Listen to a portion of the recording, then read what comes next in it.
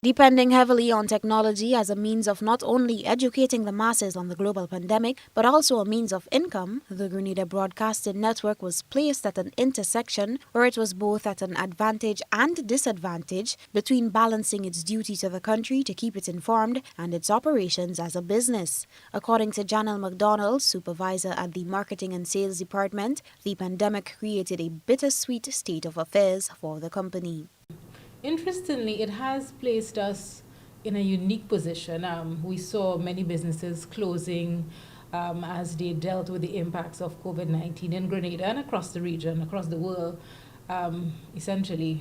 But for the media, you have an important role to play. You're responsible for providing entertainment, information. And at the GBN, we are happy that we did that. We were able to carry all the press conferences, all the live updates.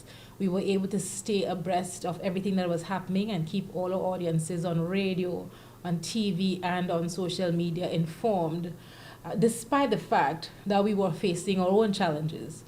Media houses, by and large, depend on advertising to survive. And with the impacts of COVID-19, businesses were closing and people were just canceling advertising. So you have a unique position in that you have a responsibility.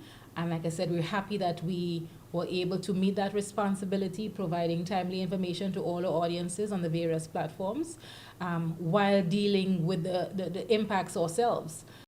McDonald says, among other positive results, the pandemic created an easier avenue for islands to connect, share necessary information, and in turn boost inter-island relationships. The pandemic has provided many opportunities for synergies as well. So as you know, GBN is part of the One Caribbean Media Network, and we were able to utilize the strength of the network in our programming. You would see some cross-programming from Trinidad, from Barbados. We have content from St. Lucia. So, you know, our islands were very similar. We're separated by water, yes, but a lot of the challenges, a lot of the opportunities are almost the same.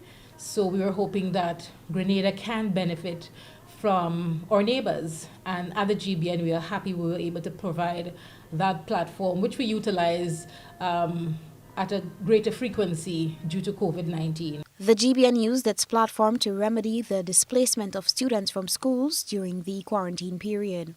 In March, GBN, in consultation with teachers, and so we saw the need to address or provide some support for the Ministry of Education.